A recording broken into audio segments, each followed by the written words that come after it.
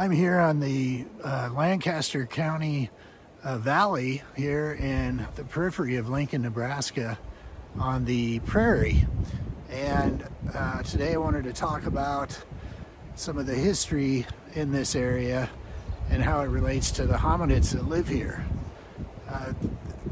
If we want to go back a couple hundred years ago, there was a vast prairie behind me that went on for tens of thousands of miles from Nebraska down to Oklahoma, and the Ogallala Aquifer, which is the largest aquifer in the world, is beneath it, a large water reservoir. And here in the Lancaster Valley, there was a series of creeks that continue to this day to flow through here. And there was wetlands in this valley and this large tall grass prairie that's behind me. A couple hundred years ago, what you would have seen here is buffalo. You would have seen a lot of deer and antelope, wolves, coyotes, a great deal of animal life. And in this valley there was an inch thick sediment of salt. This previously, millions of years ago, would have been ocean, and this would have been the ocean floor.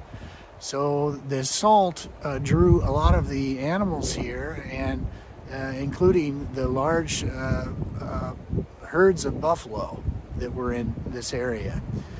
At that time also, and even to today, were hominids that lived here. And I wanted to kind of explain what that might look like during that time period prior to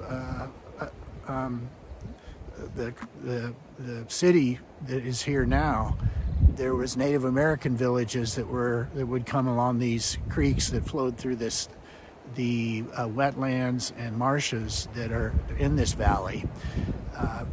Along the corridor of these creeks would have been riparian forests, and then flowing out from them would be great vast grasslands. The grass would be anywhere between 8 and 10 feet tall, the prairie grass. And the hominids that would have been living here would have been utilizing those large grasslands to access the wildlife that were feeding and utilizing the grass as their feed. Imagine, if you will, nighttime on the prairie and thousands of lightning bugs or fireflies filling the air where they would be glowing on and off. And imagine within that scene there is a large hominid standing about 10 feet just above some of the prairie grass, and all you would see is their glowing eyes standing there. Just outside of this prairie, within the shorter grass that they'd been feeding, would be a herd of buffalo.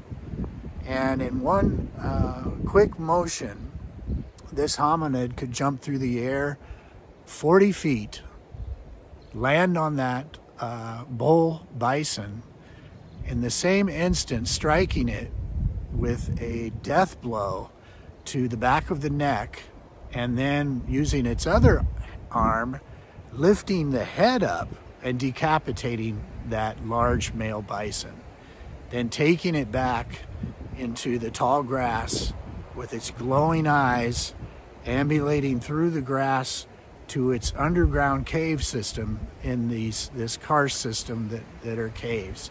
They could then store that food, that buffalo, in a temperature that would be 50 degrees year round.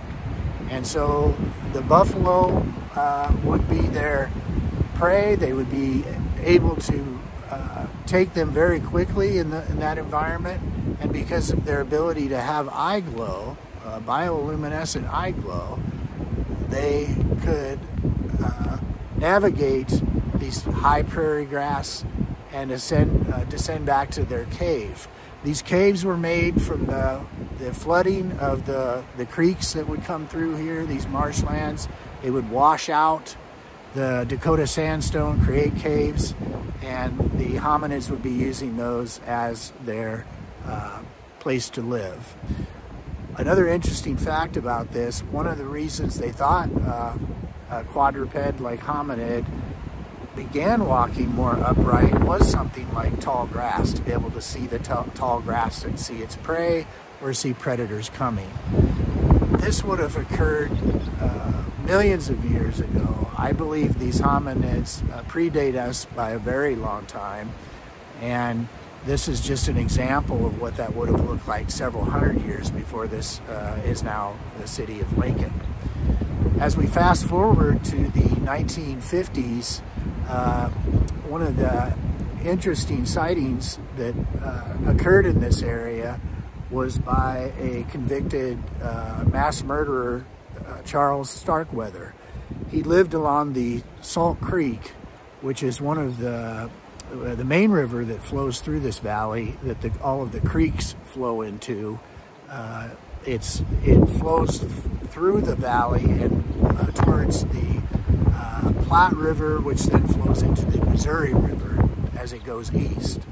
Along the Soule Creek was an area of Lincoln. The north side of town would have been northwest, was Belmont area, and Charles Starkweather lived in a home that was not very far from this creek, from Soule Creek. He was a mass murderer. He had kidnapped his girlfriend, who was a 14-year-old Carol, and they went on a murdering spree, killed her parents, her toddler younger brother. Many people in the Lincoln area during this crime spree died under the this crime spree of Charles Starkweather. When he was captured, as he escaped to Wyoming, he was brought to prison and was interviewed in his prison cell. There was a book written regarding this. This was in the 1958, I believe, when this crime spree took place. There was a book written about this in the 90s called Death at a Sagittal Crest by an author, Robert Schlock. And he talks about the interview that was conducted when Starkweather was in this prison cell. What Starkweather had said as he was interviewed, that during the early morning hours, several years before he went on this killing spree, there was a large female, hair-covered female with large breasts, and had a pointed or a cone-shaped head. You could only see it from the waist up, but it was standing in his window in the early mornings. And he called it as like a vision that he would have. He said when it left his window, it would make a mournful cry. And Robert Schlock, when he read this story, he put it in this book, Death at a Sagittal Crest, because Starkweather believed that he had no prior knowledge to hominids such as Bigfoot at that time. And so in his own mind, he believed it was death that was following him. And this is why the book was named Death at a Sagittal Crest. Was this experience that Starkweather had, did that somehow project into his mindset when he began his murdering spree? We'll never fully know that, but because this was a documented case of a Bigfoot prior to Bluff Creek, prior to many of the known sightings of modern times that we have today, he very much described the experience as a hairy woman with breasts with a cone-shaped head that had a mournful cry as a classic Bigfoot sighting that we would have today. So I thought that was very significant and wanted to share that in the history of this valley. Now, the Native Americans, specifically the Omaha tribe that I'm with res squatching, they call these beings the Hinskubenu, the hairy man, or the sea tunga, the Bigfoot. Of course, the most prominent name is from the Pacific Northwest as Sasquatch.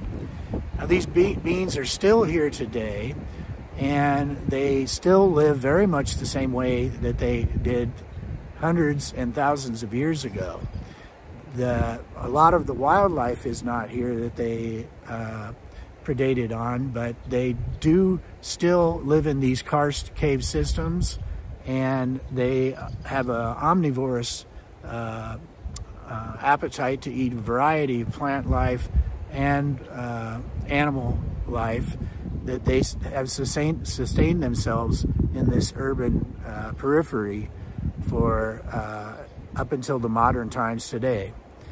What I wanted to also bring to attention is that my understanding of these beings, since I've been doing this research, my first experience is 40 years ago, or nearly 50 years ago, but the last dozen years or more I've been actively researching these and documenting on the Nox Gigas Study, is that these are metaphysical beings that are manifesting in the physical world that we live in, a duality to the physical means that we live in this world, and having a spiritual existence, a higher spiritual existence in the life that we live. So I just wanted to address that, and wanted to also draw attention to the large prairie that is still a part of the fabric of here in Nebraska. It's a microcosm of what it once was, and it's also the home to the Nox Gigas, or the giant. Oh.